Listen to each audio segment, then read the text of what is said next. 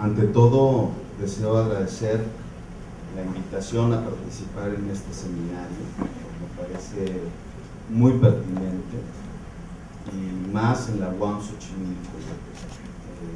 Entonces, le doy las gracias a Araceli Mondragón, organizó este seminario, y agradezco también la provocación de actualizar a Hegel, porque es bien complicado actualizar a los autores, o por lo menos plantearse como tema la actualización de un autor, y un autor tan complicado como Georg Wilhelm Friedrich Hegel, autor que vivió a caballo entre el siglo XVIII, él nace en 1770, y el siglo XIX, él muere en 1831. 30 años de un siglo y 30 años de otro, en el centro de Europa, en una época absolutamente convulsionada. Entonces, retomo la definición, amén de lo que ya nos informó José sobre la definición de un clásico. Agrego la definición de un clásico que nos propone José Ortega y Gasset, que es: clásico es aquel que aún después de muerto, como el Cid Campeador, sabe ganar batallas. Me parece que es pertinente atribuirle esta calificación a Hegel, efectivamente. Ahora, para ganar batallas hay que tener un sistema de pensamiento. Entonces, clásico es el que ofrece un sistema de pensamiento que puede posicionarse en un más allá de la época en que vivió. Y esto quiere decir que tiene un sentido filosófico. Esa es otra de las características que tiene un clásico, que tiene un sentido filosófico que trasciende el mero tiempo cronológico, y entonces es capaz de situarse en el tiempo de los dioses, en el tiempo de la divinidad, en el tiempo lógico, en el tiempo en que efectivamente los pensamientos, independientemente del lugar donde se elaboren, los pensamientos son capaces de dialogar. Y entonces ahí tenemos la clave de quienes son los clásicos en todas las disciplinas y de quienes son los clásicos en toda la historia del pensamiento. Efectivamente, Hegel es un clásico, dialoga para atrás con los clásicos de Platón, Aristóteles, Epicuro, Demócrito, etcétera, y dialoga con los teólogos de la Edad Media, y dialoga con los pensadores de distintas latitudes, y dialoga, por supuesto, con nuestra época. Ahora bien, para actualizar a un clásico se corre un riesgo impresionante. Y a ver si me doy a entender, qué es lo que solemos hacer a veces injustamente con los autores, que es que en lugar de entender su lógica, los juzgamos desde nuestra propia lógica, desde nuestra propia época, y peor aún, desde el sentido común de nuestra época. Y entonces lo que intentamos hacer con un pensador que tiene una configuración del pensar un poco complicada, es que lo leemos desde el realismo ingenuo de nuestros días, desde el sentido vulgar de la vida. No quiero decir, bueno, desde el milenio, ¿no? Desde la lógica de Joaquín López Dóriga, o de los que están integrando la doxocracia dominante en nuestros días, ¿no? Pues un autor como Hegel es inasimilable desde esa lógica de Carlos Marín, ¿no? Simplemente es ininteligible, ¿no? Entonces, desde el realismo ingenuo no se puede leer a Hegel, no se puede leer a Hegel porque ni siquiera se le entiende. Entonces uno cierra el libro y adiós, nos vemos, mejor me voy con algo más sencillo, voy a hacer entrevistas e historias de vida y magnífico. Entonces, es difícil actualizar un autor así desde el realismo ingenuo, y también desde el empirismo o desde el positivismo, ¿no? ¿Cómo vamos a leer a Hegel desde el empirismo si él ya criticó al empirismo? ¿Cómo lo vamos a leer desde el positivismo? Pues nos sale un Hegel ahí todo raro, un Hegel que francamente pues no es Hegel. Ha habido distintos intentos de actualizar a Hegel a lo largo de la historia, ¿no? Y de pelearse con él, y de tratar de pensar con él también, con él y contra él.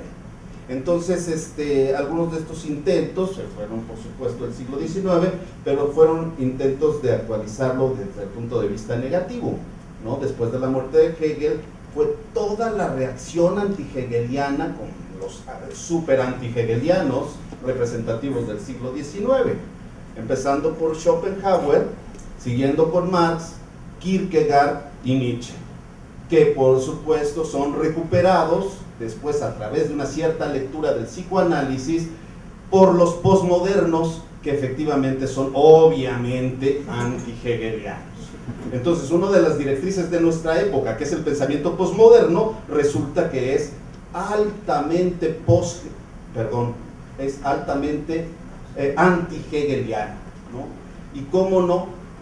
Si una de las certidumbres de Hegel es la recuperación de la totalidad, y una de las certidumbres del pensamiento posmoderno es la crítica a toda totalidad, porque pues, nos puede llevar al totalitarismo, ya ve el realismo ingenuo, ¿no? Entonces cuidado con la palabra total, ¿no? Total ya no se debe de usar, todo es parcial, todo es la pequeña historia, todo es el micro, lo de inmediato, lo aquí y ahora.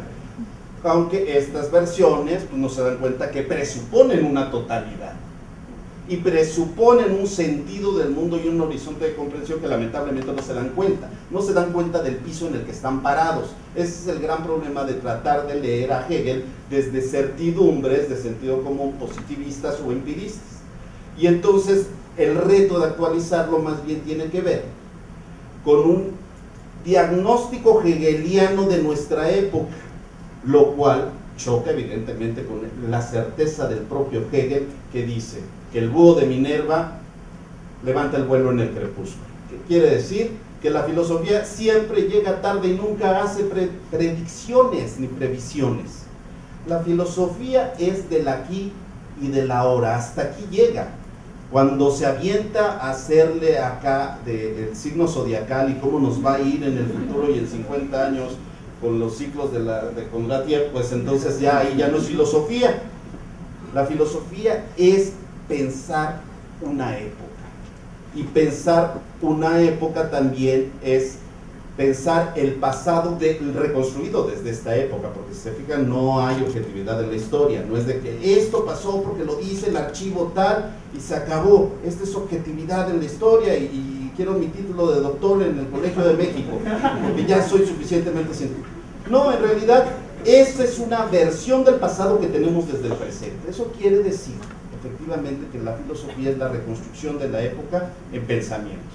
Bueno, este Hegel entonces se debe de reconstruir, pero respetando cuáles serían los hitos constitutivos de su pensamiento y si esto es pertinente para dar respuesta a los grandes problemas de la humanidad que vivimos hoy en día. Pero sería una reconstrucción desde el propio Hegel, para lo cual tendremos que recuperar cuáles son los hitos de su pensar, y esto es lo que me propongo hacer ahora, solamente como enunciaciones, porque evidentemente en media hora pues no da tiempo de referirnos de manera profunda a una filosofía tan complicada. Estos hitos, que son así como que los ejes articuladores de la visión del mundo de Hegel, son los referentes del pensar que recuperan la historia de la filosofía y que proponen una nueva manera de ver el mundo y de vivir en él. No es comercial, pero vienen aquí en mi librito sobre Hegel, pues pueden encontrar en la librería de la Unidad a un precio módico y con un descuento especial. Eso es comercial. Espero que no sea el último, ¿no? Hay bastante, no se rinde. No, pues con la comparación de Bourdieu, 90,000, imagínate, nadie tiene 90,000 likes, ¿no? Mucho menos digo de nosotros. No, pues cualquier video porno tiene inmediatamente 90,000 likes, pero bueno, ¿cuáles son esos hitos del pensar de Hegel? Primero, lo verdadero no solo es sustancia, sino también sujeto. Esto es maravilloso porque vivimos en una época kantiana, muy, muy kantiana. ¿Qué quiere decir kantiana? La diferenciación, ¿no? El partir las cosas y diferenciar A de B, norte de sur, este de oeste, desarrollado, no desarrollado, centro, periferia. Está bien, es necesario, pero no es suficiente. Hegel es el autor que nos propone dar el siguiente paso. Ahí donde lo negativo toma el lugar de lo positivo. ¿Qué quiere decir esto? Básicamente, quiere decir que cuando pensamos la democracia, no está bien que pensemos que es el mejor de los mundos posibles y donde todos somos como hermanitos, ciudadanos, participativos y bien lindos, todos nos llevamos bien y la ciudadanía está súper civilizada y todo esto. No, la negatividad, pensar desde la negatividad quiere decir encontrar justamente el fundamento oculto, incluso obsceno, de aquello que aparece como lo mejor. De tal manera que una de las actualizaciones de Hegel, yo sé que lo voy a decir a veces como que no está así como muy padre, pero si quieren lo discutimos. Una de las actualizaciones de Hegel fue la dialéctica negativa de Adorno, y descubre ahí precisamente que la dialéctica que él propone es la dialéctica negativa, como si descubriera algo nuevo. No, la verdad es que no. La dialéctica no es ni negativa ni es positiva, simplemente es dialéctica, ¿sí? Donde coinciden los contrarios, donde el amor es odio. Eso sí es más cotidiano, donde el amor es odio es la historia de todas las relaciones. Imagínense lo negativo que es amar a alguien, es quitarle su libertad, ¿sí? Es apropiárselo, es dejar de que perciba el mundo desde la múltiple relacionalidad que puede tener con las otras personas, y es además una quimera, apropiarse del otro. Pues nadie es propiedad de nadie, evidentemente. A lo mejor un perrito es propiedad del que lo compró en mascota. Perdón si hay algún animalista y porque es malo por comprar en mascota. No, lo compré en mascota y sí te dan tu certificado de propiedad y todo. Aquel certificado de propiedad se llama acta de matrimonio, ¿no? Pero es completamente ilusorio. Y precisamente esa institución llamada matrimonio existe para garantizar que el papelito ame en lugar de los amantes.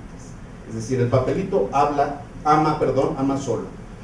¿Por qué? Porque los amantes experimentan con la vida cotidiana lo contrario del amor, o el amor como su contrario. O sea, ¿cómo te odio? Y hay que ver que los divorcios van al alza y efectivamente se recuerdan en los juicios cómo se odiaron, cómo se amaron y cómo se odian realmente.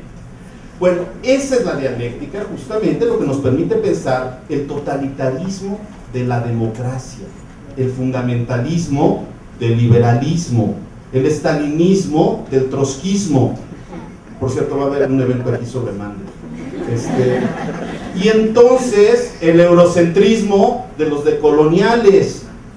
Cuidado, porque entonces Hegel no es nada más el eurocéntrico que me sirve de paradigma para aventarle toda la suciedad y reivindicar un pensamiento nuevo. Porque quiero decir que Hegel tiene mala fama.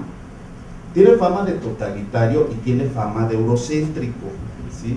Y entonces, evidentemente, las actualizaciones de Hegel lo han agarrado como mi villano favorito 1 y mi villano favorito 2, porque tiene continuidad. Efectivamente, mi villano favorito 1, ya sabemos, al rato van a hablar de Marx y van a hablar mal de Hegel, obviamente. En los seminarios que han hecho aquí de marxismo, pues siempre recurren a mal hablar de Hegel, ¿no? A veces sin conocerlo. No me voy a meter en esa polémica, pero evidentemente mi villano favorito 1 es el Hegel de los antihegelianos del siglo XIX, pero luego continuó mi villano favorito 2, y hoy el posmodernismo, el multiculturalismo, la interculturalidad, la decolonialidad, perdón, pero lo agarran como villano favorito y como tal pues lo reducen a una expresión ridícula y caricaturesca cuando dicen que Hegel pensó desde el norte, era racista, era totalitario. Bueno, esto no es verdad, no, y era macho además. Eso sí es cierto, pero es que tenía una concepción de la familia tradicional, ¿ah? Y actualizar a Hegel no quiere decir dogmáticamente restaurar la familia tradicional, porque eso ya no se puede. Hubo aprendizaje histórico. Esta es una visión de la historia de Hegel. no hay retorno, no hay regreso, de tal manera que las utopías acá ecologistas que dicen que hay que desindustrializar el mundo, pues simplemente si le rascamos y seguimos el argumento, llegan finalmente a algo desastroso, que es más o menos algo así como que la mitad de la humanidad desaparezca, nada más que quién se va a aventar a decir quiénes están incluidos y quiénes están excluidos para hacer el planeta sustentable. Así que hay que tener cuidado con las utopías, esas utopías. Ya mañana Araceli seguramente nos va a hablar de unas utopías buenas, pero las otras son... Sí, Hegel era patriarcal, no era macho, era patriarcal y vivía como... A los 40 años dijo, ya es hora de casarse, ¿no? Racionalmente le dijo a un amigo, oye, consígueme una novia 20 años menor que yo, ¿no? Y se la consiguieron y se casó, en serio, se casó así. Y fue un amor muy racional. O sea, si quieren ustedes, eso no es amor, ¿no? Pero pues era un amor muy racional. Tuvo hijos, ¿ya no tuvo hijos? Ah, sí, claro. Bueno, en mi libro ofrezco una adenda bien interesante porque es como aforismos, frasecitas de Hegel, son como provocación, ¿no? Así, padres, de nuestra época, como para provocar a los de nuestra época. Por ejemplo, a las feministas con esto. Fíjense, para que digan que tiene una lectura fundamentalista de Hegel, ¿no? Dice, el varón tiene ansia, impulso. El impulso femenino consiste en cambio en ser solo objeto del impulso, en excitar, en despertar el impulso y proporcionarle su satisfacción en el objeto. Una nota al margen de la filosofía real de Jena. Bueno, dicen, la verdad que piensan, pinche macho, ¿no? Misógino. Lo que pasa es que si lo contextúan en el sentido del ser social, precisamente, y por cierto, una de las actualizaciones de Hegel fue la hecha por Lukács, el joven Hegel y los problemas de la sociedad capitalista, una super actualización, porque hizo que Hegel hablara el lenguaje de la post-crítica de la economía política. Nada más que se mantiene Lukács del lado de Marx, ¿no? Nadie es perfecto. Entonces, esta es su visión de la familia tradicional y es muy sencillo, es que para hacer una familia tiene que haber diferencia, porque si son iguales, efectivamente, y se rompe la diferencia, si es la igualdad de la noche en que todos los gatos son pardos, no una igualdad resultado de las diferencias, sino una igualdad crasa, y que se rompa la diferencia, entonces ya no hay reproducción armónica del carácter. Entonces, para Hegel, más que la mujer o el hombre, la familia está constituida por dos principios, uno activo y uno pasivo. El activo sale a la sociedad civil, generalmente tiene que ver con el hombre. Por supuesto que esto, pensado en términos marxistas, significaría que el hombre gana lo suficiente como para mantener a su familia, porque uno de los grandes ganadores de la incorporación de la mujer en el mercado de trabajo no fue el espíritu de liberación, sino el capital, que incrementó sus ganancias por la participación del trabajo en la mujer y repartió un salario que antes que tenía que alcanzar para toda la familia, lo repartió entre 2 o 3, o el abuelito que incluso ya trabaja en el Chedraui envolviendo cosas, ¿no? Se incorpora toda la familia y entonces el salario baja. Y lo peor es que la familia comienza a deteriorarse conceptualmente desde dentro. Luego nos preguntamos por qué los jóvenes prefieren dedicarse al sicariato en lugar de estudiar en la UAM sociología, ¿no? Y efectivamente, si la estructura familiar está tronada desde el punto de vista afectivo y desde el punto de vista moral, que no nos extrañe que nos andemos matando en la calle como si fuéramos cualquier cosa. Bueno, esto quiere decir entonces que Hegel propone que el sujeto no está por allá y el objeto allá, y aquí está la realidad y yo la reproduzco tipo el documento Xochimilco, ¿no? ¿Sí? Pues tenemos malos cimientos, ¿no? Por eso es que pueden llegar a la rectoría, bueno, en fin. pero no. Es decir, la realidad objetiva es subjetiva. El sujeto forma parte de la realidad y no está fuera de la realidad, como casi siempre concebimos las cosas, ¿no? Ahí está la realidad, yo la explico, la teoría nada más me sirve para aplicarla. Ya saben, marco teórico, marco metodológico y marco histórico. Entonces, ¿en qué autor me voy a apoyar para aplicarla? ¿No? Y luego en Weber, que si bien le acertó estas cosas que dijo José, también es cierto que respecto de la racionalidad en Occidente y la legalidad racional del derecho y todo eso, pues no era aplicable a su Alemania querida. Luego le salió el carismático Hitler, con una dominación tradicional, ¿no? De las peores en la historia. Entonces, también hay que escupir sobre Weber, ya que quieren escupir sobre Hegel, vamos a escupir sobre Weber. Entonces, esta es así su gran propuesta. El sujeto es objeto. Y el principio de la negatividad es prácticamente una receta del pensar. Lo negativo forma parte de todo aquello más querido, más civilizado. Por tanto, cuando Benjamin dice no hay documento de cultura que no sea al mismo tiempo documento de civilización, efectivamente solamente está dando cauce a una de las maneras de pensar la historia que tiene Hegel. Lo verdadero es el todo, es decir, hay un error muy común cuando se analiza la sociedad o la política de un país. Se comienza con la idea del Estado-Nación o del país, lo que pasa en el país, nada más. Ahí está demarcado, de 1830 a 1833, ¿no? Pero aquí hay un gran error, porque lo verdadero es el todo, es la totalidad de sentido en donde se ubica un país, ¿sí? Esta fue mi crítica que le hice a los dependentistas, ¿no? Es decir, primero empezamos con el mundo y derivado del mundo, del sentido del mundo, no de todo lo que acontece todos los días en todo el mundo, eso es absurdo, sino de la totalidad de sentido del mundo. Ahí ubicamos qué papel geopolítico, geoestratégico y geocultural está desempeñando un Estado-nación. Y entonces nos dejamos de jaladas culturalistas donde decimos que los argentinos son más civilizados y los mexicanos, pues como somos medio indios, no podemos desarrollar la democracia. No, es el sentido estratégico que tiene cada contexto económico nacional lo que nos permite diferenciar entre una cultura y otra, y no los genes que son de tal manera en un lugar y de tal otra manera en otro lugar. No, Hegel nos dice, a ver, espérense, primero es la totalidad, el sentido de la totalidad, y luego ya podemos empezar a hablar de los países, ¿no? El búho de Minerva levanta el vuelo en el crepúsculo, ya lo dije, es decir, solo desde el presente podemos ver, no desde el pasado. Es imposible reconstruir todo el pasado. Y la filosofía, pues llega tarde. Así que cuando se propone, lo digo en sentido polémico, cuando se propone una filosofía, una utopía, no le ayuda mucho a la filosofía. Puede ser muy bonito, muy refrescante y gratificante.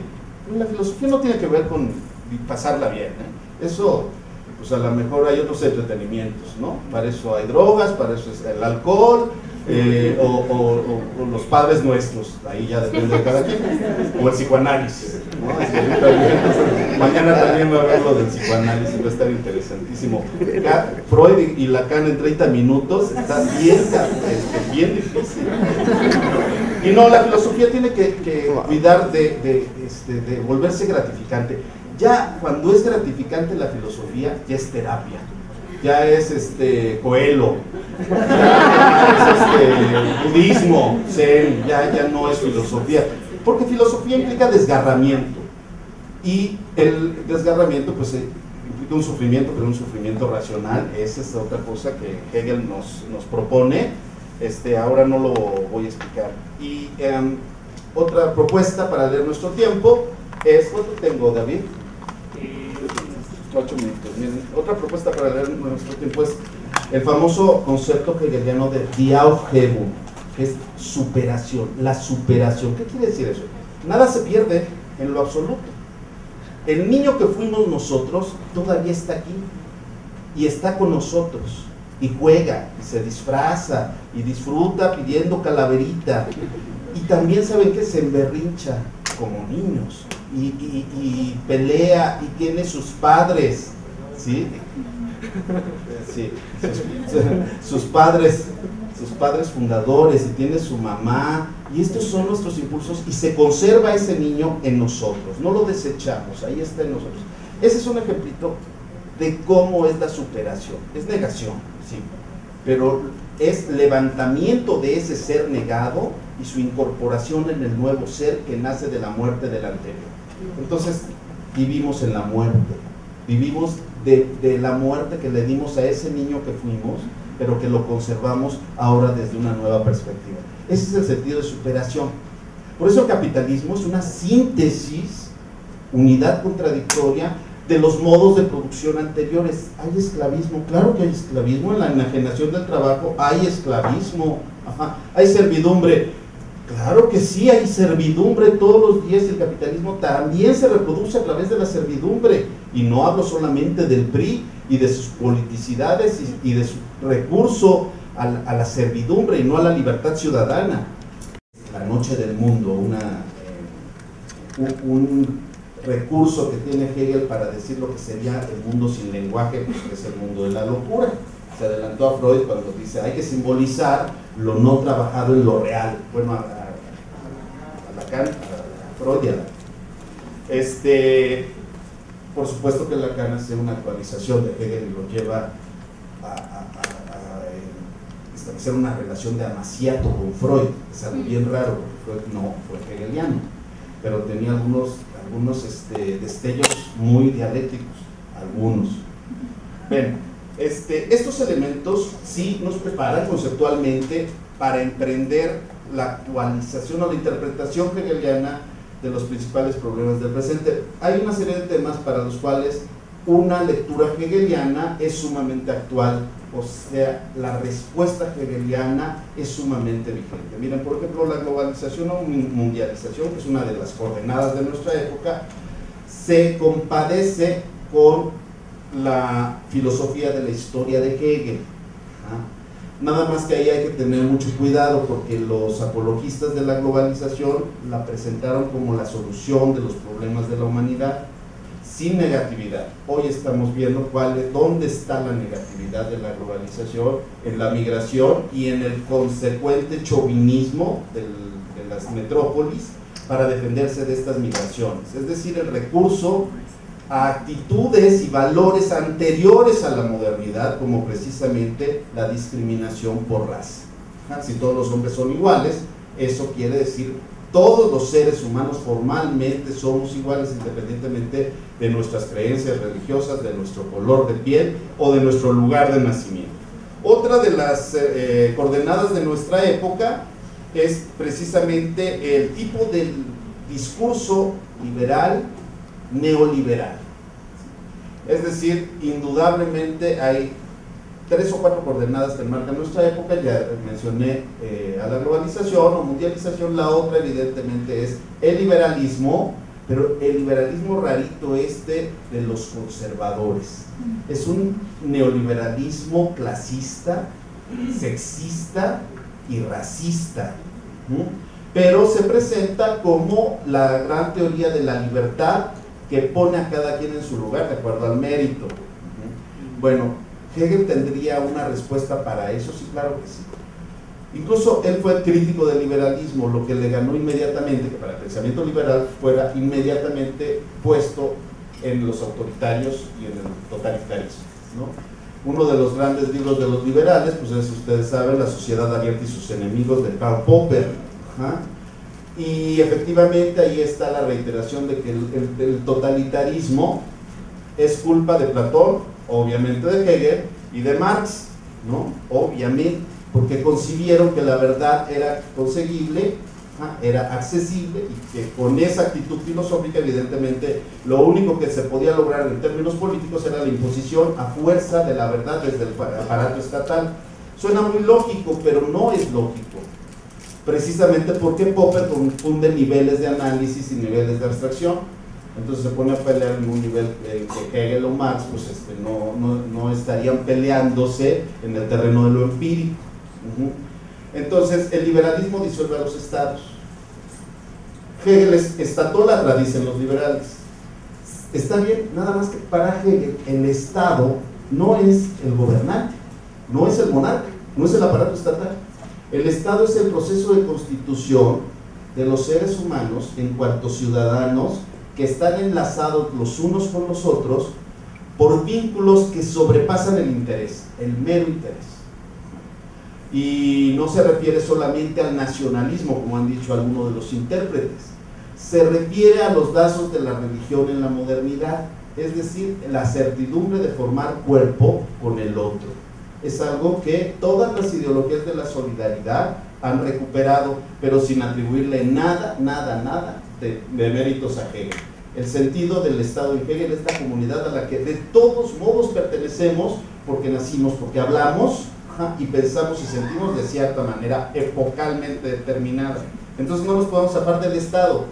El gobierno meramente existente sí se puede zafar del Estado, cuando por ejemplo desnacionaliza los bienes que son de todos, pues evidentemente está atentando en contra del Estado. ¿Se puede atentar contra el Estado desde el gobierno? Pues sí, claro que sí. La historia tiene suficientes ejemplos de esta traición de parte de los gobernantes al espíritu del Estado. Ahora bien, ¿todos los estados son iguales? No.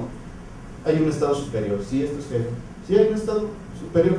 ¿En qué se manifiesta? En que todos consumimos industria cultural gringa. Y díganme si no es cierto. Todos lo consumimos, aquí estamos.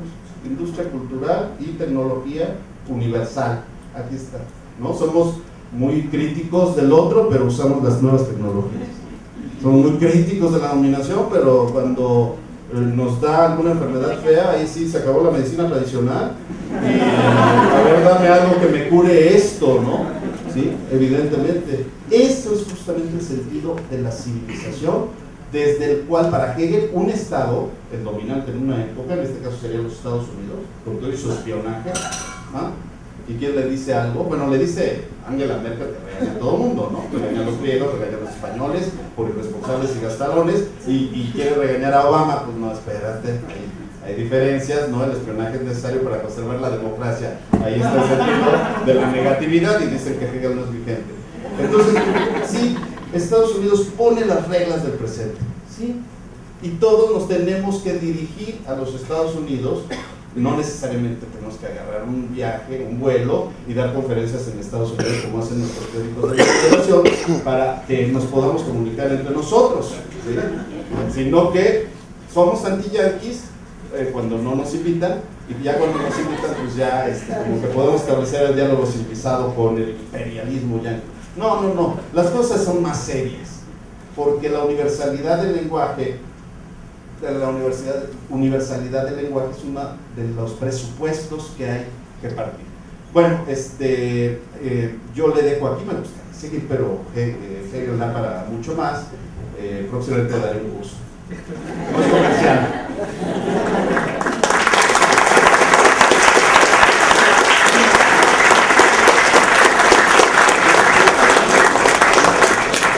Bueno, muchas gracias a Gerardo por esta exposición, sin duda.